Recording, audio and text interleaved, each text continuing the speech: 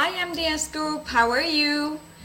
I hope you're wonderful and working on it. I'm excited to be here today with you guys. As always, I will wait a little bit for people to kind of gather in. We're going to be talking about what is the soul of mediumship today. So what is the soul of mediumship?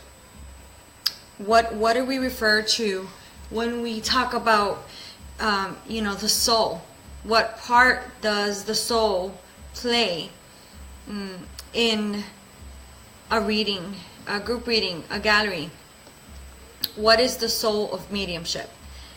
And so that's something that I kind of wanted to talk about a bit, because I feel like, I did launch a class yesterday, which is going to obviously expand a bit on that. But all my classes really expand. The class that I have with Luann, then our next certification classes starts September. And we have beginners, intermediate, and advanced. And we talk about the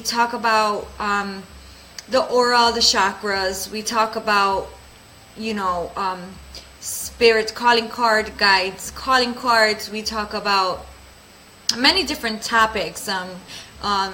When we go into intermediate, that's really when we start pulling the tools out of our toolbox and really working with our bottom line intention, which is what do we need from the spirit world? What do they need from us? And what does the sitter need, or what should the sitter feel when we are doing a reading? And I think this subject was very important for me today, because I do feel as a medium that I'm shifting a great deal. And I'm very excited about that. I'm not going to lie. It was very intimidating in the beginning for me. Because whenever I would go through a shift, like once or twice a year, I really would feel that I was crawling again when I felt I was running.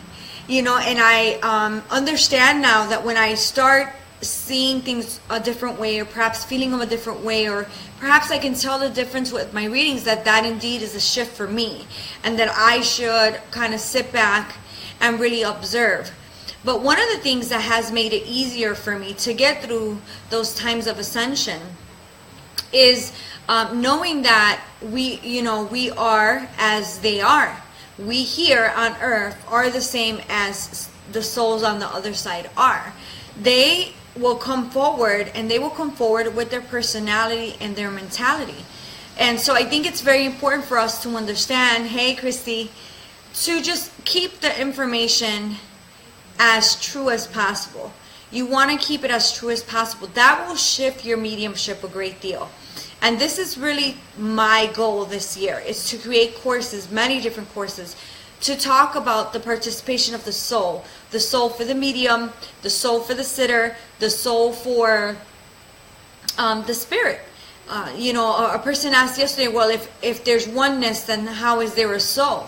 Well, when we blend and we expand our auric field into all that is, and we push our light out, our spirit, our soul, same thing, we become one. And in that oneness, which is all love and it's energy, but it's trueness as well, we as the medium receive imprints. We receive it, we can hear it, feel it, see it, or we just know. And so when the soul crosses over and detaches from the body, it still takes the memories that it had in this lifetime. So it takes the memories, good and bad, and it works through the ones that perhaps maybe they felt that they could have done different, or they want to do different. That's why when spirit comes in, sometimes they'll say, I'm sorry. I'm sorry that I didn't say I love you enough, or, I love you, and you not being there when I took my last breath was okay.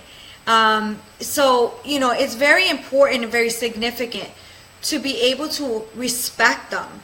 Respect the spirit world, because that truly really is you being in your soul, which then in return, the soul will come through with their personality, their mentality, to reflect that visit to the earth plane again for the sitter. The more that you can keep true to what you're receiving, the more that the sitter will feel it. The more that you allow it to come in. You blend, that's your expansion. The melding is when your soul body begins to meld with all that is and those memories that that soul is giving you, right?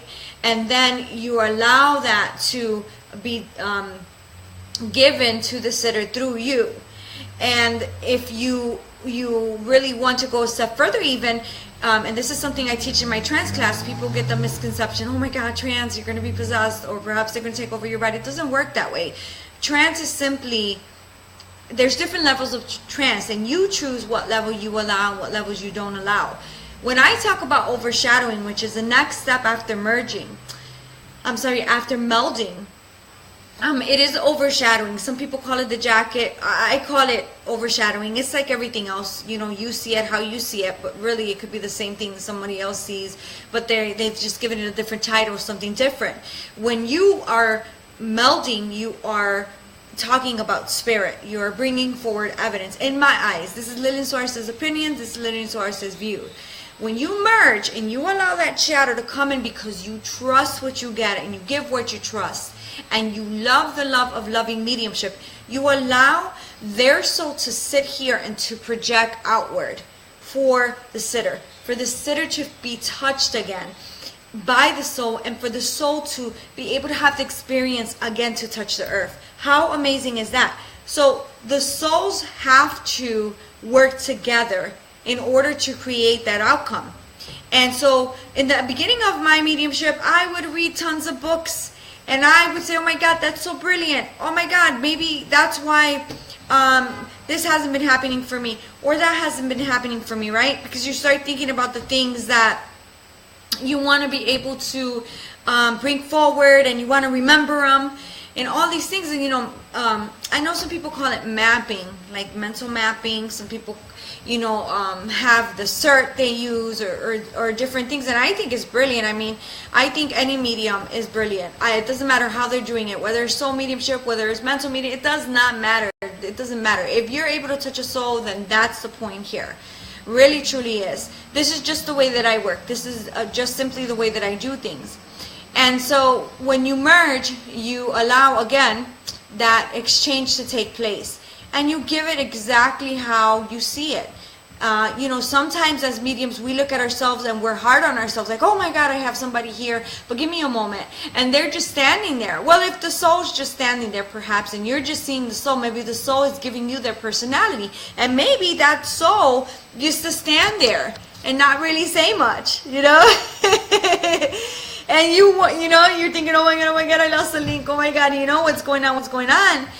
But in actuality, the soul is being very genuine with you and giving you the information exactly how the sitter can take it based on the experience that they had with that soul. Hi, Leanne. Hi, everybody. And so, I feel that really changed my mediumship a great deal, and I'm creating my courses based on that. I want to take you guys to the point of really becoming spirit, not just talking about spirit, but becoming spirit. What is that process? What is the process? And not making it so hard. We make it hard. Why do we make it hard?